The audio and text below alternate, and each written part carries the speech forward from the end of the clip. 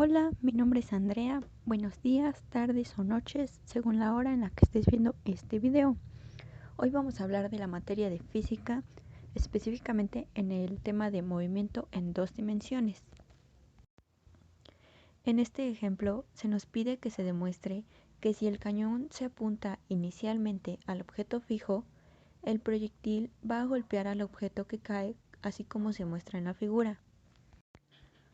Ok, primero analizaremos las imágenes. En la imagen A se nos muestra una fotografía estroboscópica de la demostración del proyectil con el objeto. Esta nos dice que si el cañón se apunta directamente al objeto y se dispara en el mismo instante cuando el objeto comienza a caer, el proyectil golpeará el objeto en cierto punto. Y en la imagen B podemos ver el diagrama esquemático de la demostración del proyectil conforme al objeto. En este podemos ver cómo el cañón está apuntando directamente al blanco, se ve a través de la línea de mira, y cómo en el punto de colisión es donde los dos ya están chocando. También podemos observar el ángulo que se forma y las distancias conforme al eje X y al eje Y. Este problema se clasifica como uno que supone dos objetos en caída libre, ya que ambos objetos solo están subordinados a la gravedad. El blanco solo tiene movimiento en una dimensión, en este caso solo está afectado por el eje y el proyectil que se mueve en ambos, tanto en el eje X como en el eje Y. Ahora lo veremos de una forma matemática, diciendo que el objeto T se representa como una partícula bajo aceleración constante en una dimensión.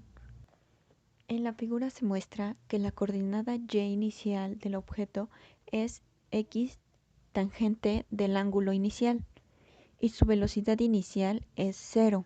Este cae con una aceleración de AY que sería igual a menos gravedad.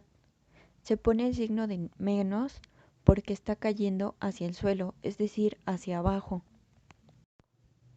En este caso, el proyectil lo señalaremos como la letra P, el cual se representa como una partícula bajo aceleración constante en la dirección y una partícula bajo velocidad constante en la dirección X. Ahora vamos a buscar la expresión para la coordenada Y del objeto en cualquier momento después de que éste se libera. Hay que tener en cuenta que la velocidad inicial es igual a 0. Para resolver este problema tenemos que tomar en cuenta las ecuaciones que podemos utilizar en movimientos de caída libre o de tiro parabólico, las cuales son las que se muestran a continuación. En este caso, según los componentes que se nos están dando, vamos a poder utilizar la ecuación 2. Ahora vamos a anotarla. Ecuación 1.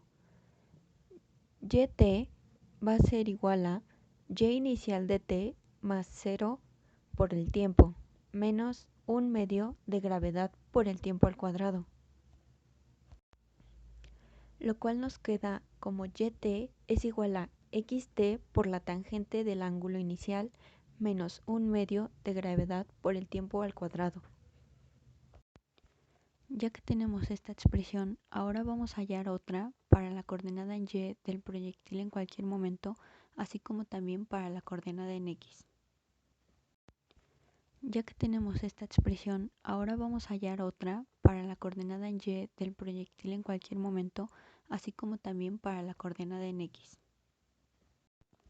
Para la expresión de la coordenada en Y, vamos a tener que Y del proyectil va a ser igual a Y inicial del proyectil más la velocidad en Y inicial del proyectil por el tiempo, menos 1/2 de gravedad por el tiempo al cuadrado. Lo cual nos quedaría como Yp es igual a 0 más velocidad inicial del proyectil por el seno del ángulo inicial, menos 1/2 de gravedad por el tiempo al cuadrado. Lo cual nos da como resultado y de p es igual a velocidad inicial del proyectil por el seno del ángulo inicial por el tiempo, menos 1/2 de gravedad por el tiempo al cuadrado. Y para la expresión para la coordenada en X tenemos que xp va a ser igual a x inicial del proyectil más la velocidad en x inicial del proyectil por el tiempo. Sustituyendo nos queda como xp va a ser igual a 0 más la velocidad inicial del proyectil por el coseno del ángulo inicial por el tiempo. Al final, la expresión queda como xp va a ser igual a velocidad inicial en p por el coseno del ángulo inicial por el tiempo. Ahora vamos a resolver esta expresión para el tiempo, pero lo vamos a hacer en función de la posición horizontal del proyectil. Así que de la expresión que nos quedó del eje x, vamos a tener que xp por la velocidad inicial del proyectil por el coseno del ángulo inicial por el tiempo va a ser igual a 0. Ahora, como queremos despejar el tiempo, vamos a pasar los paréntesis del otro lado. Nos quedaría como x del proyectil por el tiempo va a ser igual a la velocidad inicial del proyectil por el coseno del ángulo inicial. Luego el xp está multiplicando, así que va a pasar como división, lo cual nos queda tiempo es igual a x de p sobre la velocidad inicial del proyectil por el coseno del ángulo inicial. Después de la expresión de la ecuación 2, vamos a sustituir el tiempo, lo cual nos quedaría yp va a ser igual a la velocidad inicial del proyectil por el seno del ángulo inicial por, en este caso lo que tenemos del tiempo, que es xp sobre velocidad inicial del proyectil por el coseno del ángulo inicial, menos 1/2 de gravedad por el tiempo al cuadrado, lo cual daría como resultado yp va a ser igual a xp por la tangente del ángulo inicial menos 1/2 de gravedad por tiempo al cuadrado. Bien, si nosotros comparamos la expresión resultante con la primera expresión que sacamos, en este caso la ecuación 1, que fue para la coordenada y del objeto en cualquier momento después de ser liberado, se ve que cuando las coordenadas x del proyectil y el objetivo son las mismas, esto quiere decir que xt es igual a xp. Entonces, sus coordenadas y conocidas por las ecuaciones 1 y 3 son las mismas, lo que da como resultado una colisión.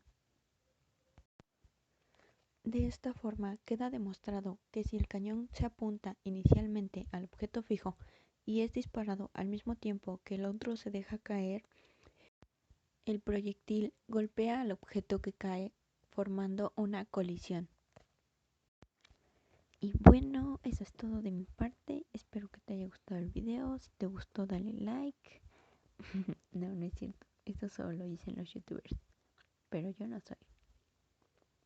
Así que, bye.